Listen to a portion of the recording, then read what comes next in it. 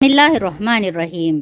حضرت ابو ہریرہ رضی اللہ تعالی عنہ سے روایت ہے کہ رسول اللہ صلی اللہ علیہ وسلم نے ایک دن ارشاد فرمایا، کیا تم جانتے ہو کہ غیبت کس کو کہتے ہیں؟ حضرت صحابہ رضی اللہ تعالی عنہم نے عرض کیا، اللہ اور اس کے رسول صلی اللہ علیہ وسلم ہی کو زیادہ علم ہے۔ آپ صلی اللہ علیہ وسلم نے فرمایا، تمہارا اپنے کسی بھائی کا اس طرح ذکر کرنا جو اس کو ناپسند ہو، یہی غیبت ہے۔ کسی نے عرض کیا کہ اگر وہ بات میرے بھائی میں موجود ہو جو میں بیان کر رہا ہوں تو کیا یہ بھی غیبت ہے؟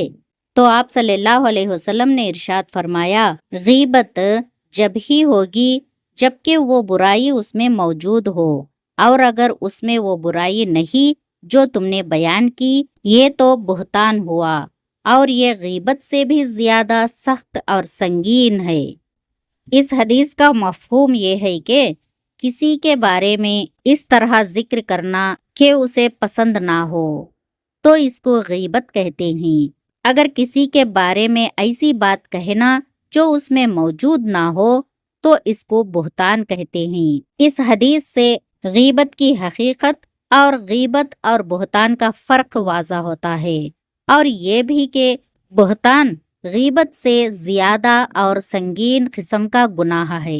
دراصل گناہ کی بنیاد کسی کا دل دکھانے اور اس کے رسوائی اور بے عزتی کرنے پر ہے، خواہ وہ اس کے منہ پر کی جائے یا اس کے پیچھے۔ کسی کی ایسی برائی کا ذکر کیا جائے جس کے ذکر سے اس کو ناگواری اور تکلیف ہو، یہ غیبت ہے۔ رسول اللہ صلی اللہ علیہ وسلم نے اپنی تعلیمات میں اسے انتہائی ذلیل بد اخلاقی اور گناہ کبیرہ قرار دیا ہے۔ قرآن پاک میں اللہ تعالیٰ نے غیبت کرنے کو اپنے مردہ بھائی کا گوشت کھانے کے برابر قرار دیا ہے۔ جس طرح مردہ بھائی کا گوشت کھانے سے انسان کو فطرتی طور پر نفرت ہوگی، اسی طرح انسان کو غیبت سے بھی سخت نفرت کرنی چاہیے اور اس سے بچنا چاہیے۔ ہر انسان کو کسی کا دل دکھاتے اور کسی کو بے عزتی کرتے وقت یہ بات یاد رکھنی چاہیے کہ کسی کی غیبت کرنا، کسی پر بہتان لگانا اپنے مردہ بھائی کا گوشت کھانے کے برابر ہے۔ یا اللہ ہم سب کو حسد کرنے سے، غیبت کرنے سے، بہتان لگانے جیسے گناہ کبیرہ کرنے سے ہماری حفاظت فرما، آمین یا رب العالمین۔ حضرت علی رضی اللہ تعالی عنہ سے کسی نے پوچھا، میں بہت کوشش کرتا ہوں کہ صبح نماز پڑھوں پر اٹھ نہیں پاتا۔ حضرت علی رضی اللہ تعالی عنہ نے ارشاد فرمایا، یہ نیند کی وجہ نہیں ہے، بلکہ تم جو سارے دن میں گناہ کرتے ہو وہ تمہاری گردن میں توق، ہاتھوں میں ہتکڑی اور پاؤں میں بیڑیا بن کر تمہیں اٹھنے نہیں دیتا۔ جب انسان زیادہ گناہ کرنے لگتا ہے تو وہ دین سے دور چلا جاتا ہے۔ اللہ تعالیٰ جس شخص کو پسند نہیں کرتا تو اس کی روٹی نہیں چھینتا، اس کی سجدہ کرنے کی توفیق کو چھین لیتا ہے۔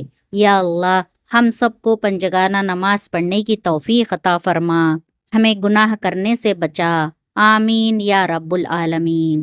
حضرت ابوبکر صدیق رضی اللہ تعالی عنہ کا فرمان ہے، شکر گزار مومن عافیت سے قریب تر ہے۔ جو شخص اللہ کی نعمتوں کا شکر ادا کرتا ہے ایسا شخص صحت مند رہتا ہے، خوشحال زندگی بسر کرتا ہے، سلامتی کے ساتھ آرام اور سکون سے رہتا ہے۔ اس لیے ہر حال میں اللہ کا شکر ادا کرتے رہنا چاہیے۔ حضرت عمر فاروق رضی اللہ تعالی عنہ کا فرمان ہے، اگر حرام اور حلال اکٹھے ہو جائے تو حرام غالب آ جاتا ہے، چاہے وہ تھوڑا ہی کیوں نہ ہو۔ ہر وقت حلال کمائی پر ہی دھیان دے، حرام کمائی سے بچتے رہے، ورنہ حرام کمائی حلال کمائی کو دیمک کی طرح کھا جائے گی۔ حضرت عثمان غنی رضی اللہ تعالی عنہ نے فرمایا، اللہ کے چاہنے والے کو تنہائی محبوب ہوتی ہے۔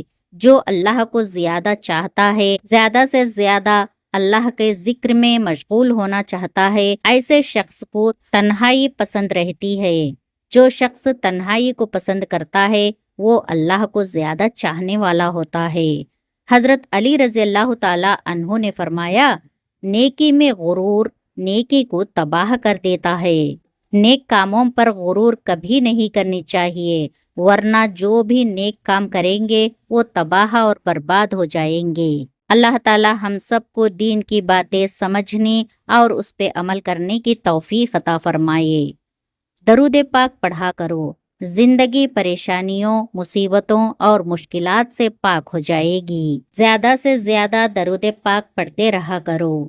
نبی کریم صلی اللہ علیہ وسلم نے ارشاد فرمایا، محتاج آدمی کو صدقہ دینا فقط صدقہ دینا ہے، مگر قریبی رشتہ دار کو جو مسکین ہو صدقہ دینا صدقہ بھی ہے اور صلہ رحمی بھی ہے۔ جب بھی صدقہ دے تو قریبی رشتہ دار اور مسکین کو زیادہ دے، اس سے صدقے کا بھی ثواب ملے گا اور صلہ رحمی کا بھی ثواب ملے گا۔ اور صدقہ و خیرات ان غریب علماء، طلباء، مدرسین اور دین کے خادموں وغیرہ کو دینا بھی افضل ہے، جنہوں نے اپنی زندگیاں خدمت دین کے لیے وقف کر دی ہیں۔ اگر ان کی خدمت نہ کی گئی تو دین اسلام کا سخت نقصان ہوگا۔ ہر دن آدمی پر ایک صدقہ ہے۔ عرض کی گئی، یا رسول اللہ صلی اللہ علیہ وسلم، ہمارے پاس مال کہاں ہے کہ ہم صدقہ کریں؟ ارشاد فرمایا، بھلائی کے دروازے بہت زیادہ ہیں، یعنی صدقہ کرنے کے ثواب کمانے کے بہت سے راستے ہیں۔ روزانہ سبحان اللہ، الحمدللہ، اللہ اکبر، لا الہ الا اللہ کہنا بھی صدقہ ہے، اور نیکی کا حکم دینا بھی صدقہ ہے، برائی سے منع کرنا بھی صدقہ ہے، راستے سے تکلیف دہ چیز کو ہٹا دینا بھی صدقہ ہے، یعنی کوئی کانٹا یا موز کا چھلکا یا کوئی پتھر راستے پر پڑا ہو، اس سے کسی کو تکلیف پہنچتا ہو تو اس کو ہٹا دینا بھی صدقہ ہے، اور بہرے کو بلند آواز سے گفتگو کر کے سنانا بھی صدقہ ہے، اندھے کو راستہ بتانا بھی صدقہ ہے، اور حاجت مند کی مدد کرنا بھی صدقہ ہے۔ یہ سب کچھ تمہاری طرف سے اپنی جان پر صدقہ ہے۔ رسول اللہ صلی اللہ علیہ وسلم نے ارشاد فرمایا، قیامت کے دن میرے نزدیک ترین وہ لوگ ہوں گے جو سب سے بڑھ کر مجھ پر درود بھیجتے تھے، اس لیے درود پڑھنے میں کاہلی نہ کریں، روزانہ درود پڑھنے کی عادت ڈال لیں۔ کثرت سے صدقہ کرنا، آپ صلی اللہ علیہ وسلم نے فرمایا، جب مسلمان بندہ صدقہ کرتا ہے تو وہ اس کے ذریعے 70 شیطانوں کے جبڑے توڑ ڈالتا ہے۔ اگر اللہ تعالیٰ آپ کو کسی آزمائش میں مبتلا کرتے ہیں تو مایوس مت ہو، کیونکہ اس کا مقصد یہ ہوتا ہے کہ اللہ تعالیٰ آپ میں کوئی ایسی چیز ٹھیک کرنا چاہتے ہیں جو اس آزمائش میں مبتلا ہو کر ٹھیک ہو سکتی ہے۔ اسی لیے کبھی بھی اللہ سے مایوس نہ ہو۔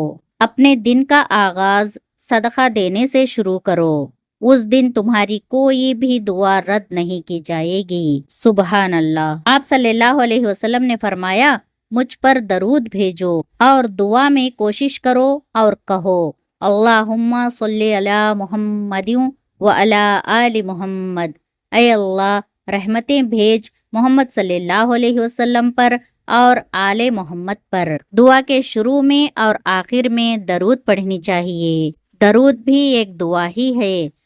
درود ضرور اللہ کی بارگاہ میں قبول ہوتی ہے۔ دعا کے شروع اور آخر میں درود پڑھنے سے درود کے ساتھ ساتھ درمیانی دعا کو بھی اللہ تعالیٰ قبول فرماتا ہے۔